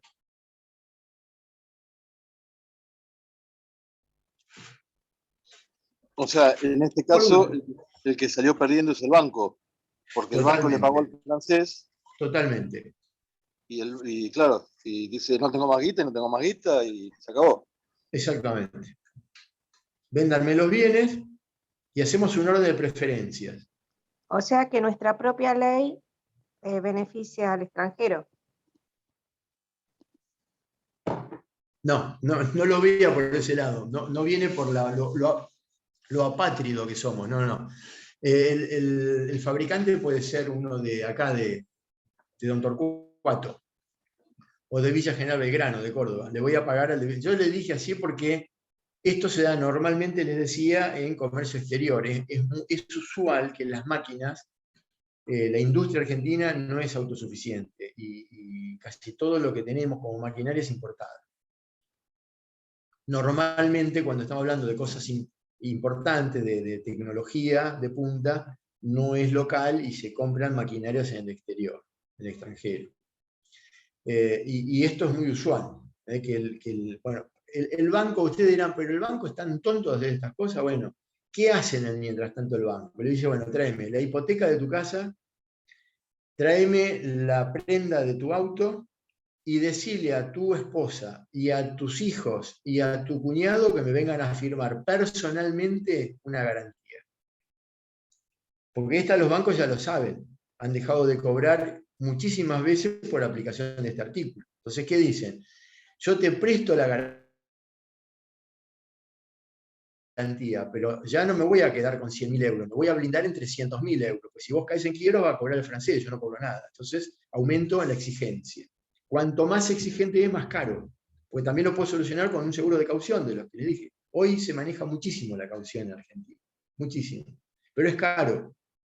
Hay que ver cuál es el grado de cumplimiento que tengo. No le van a dar a cualquiera una garantía de este tipo, si no tiene una trayectoria comercial que tenga muchos bienes en el patrimonio y demás. Además, no todas las compañías de seguros se dedican a este tipo de seguros. Hay 4 o 5 en la Argentina que hacen caución. No es común. Ustedes van qué sé yo, Veranillo Rivadavia no hace caución. Van a Federación Patronal, no hace caución, salvo casos muy determinados, ¿no? Muy específicos. Bueno, y por último, y los voy a dejar para que lo estudien ustedes, porque no tengo tiempo. El 138 al 142 habla de lo que se denomina la reivindicación en la quiebra. ¿Qué significa esto? Acá la ley también es muy casuística, tiene mucha casuística, es muy detallista. Ocurre en las quiebras que el deudor tenga bienes de terceros o que los terceros tengan bienes del deudor y no tengan que pasar por la verificación de los créditos, porque no le corresponde, porque no es acreedor. Supongamos, miren, yo soy fallido y tengo mis bienes, tengo un juego de dormitorio y un juego de living guardados en un guardamuebles. Quiebro. El síndico va al guardamueble y le dice, estos bienes que son de Omar Bernstein, démelos que son parte de la quiebra. Bueno, por la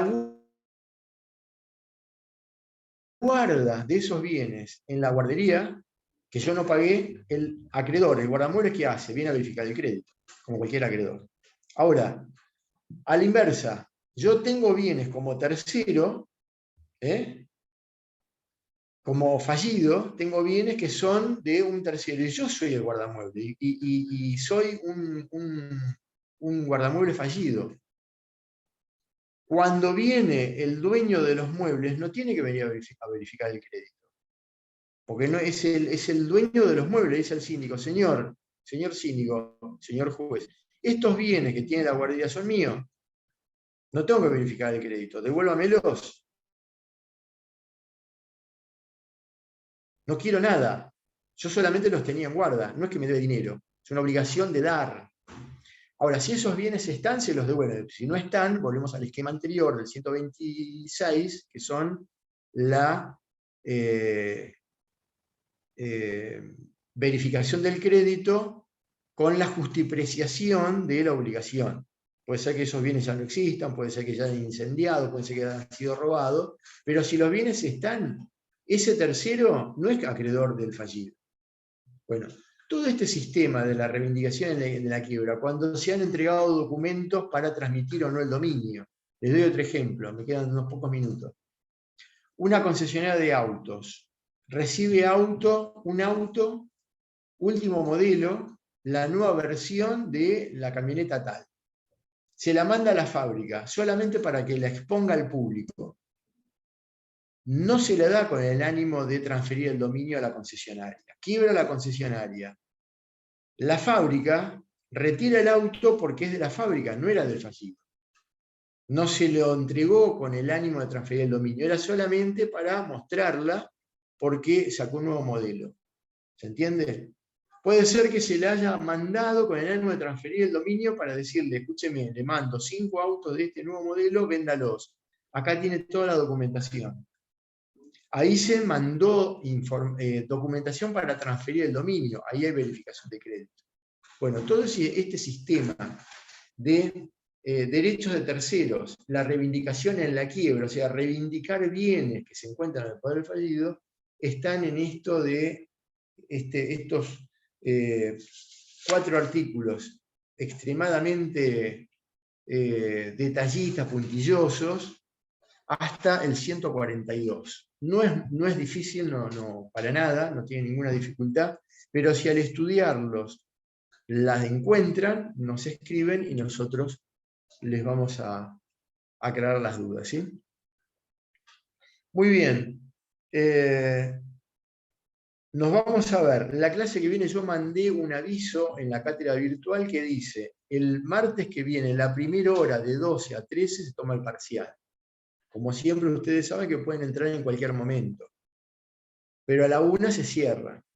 A la 1:05 doy la clase de la bolilla correspondiente. Voy a dar una sola bolilla, de ese mismo día, porque si no lo hacemos de esta manera, no llegamos a desarrollar todo el programa. Yo sé que después de un parcial no están con ánimo de escuchar una clase, pero no tenemos otra que, además no están obligados a quedarse a escucharla, pero la voy a dar. O sea que distinto del primer parcial, en este segundo, en la segunda hora, voy a dar la bolilla, que ya les digo, voy a dar la bolilla 21. ¿Sí? Bueno, sin nada más que objetar ni que aclarar, me despido atentamente. Nos vemos la próxima, ¿sí? Muchas Gracias, gracias. Bueno, profe. gracias, profe. Hasta la próxima. Profesor, buenas Claro. tardes. Luego, profe. Buen fin Estudien, de semana. Gracias, estudien, Chau. Sí. Chao. Sí, sí.